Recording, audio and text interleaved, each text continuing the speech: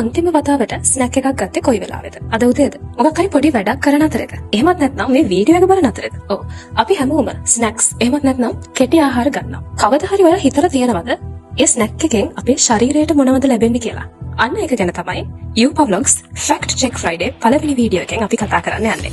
ජාතික පෝෂණ මාසය වෙනුවෙන් ශ්‍රී ලංකා සෞඛ්‍ය අමාත්‍යාංශයේ තේමාව තමයි Rethink Snacks.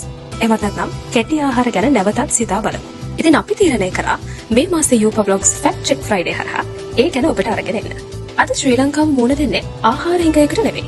ඊට වඩා බොහොම සංකීර්ණ පෝෂණ අභියෝගයකට.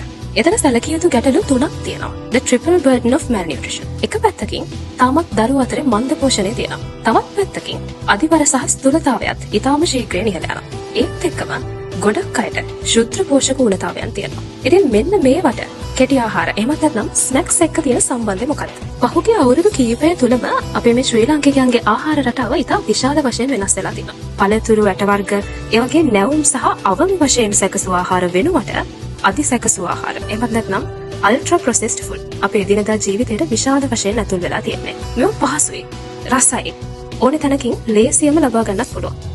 හදන්න මහන්සි වෙන්න ඕනෙත් නැහැ. හැබැයි මොනවද මේ වගේ තියෙන්නේ?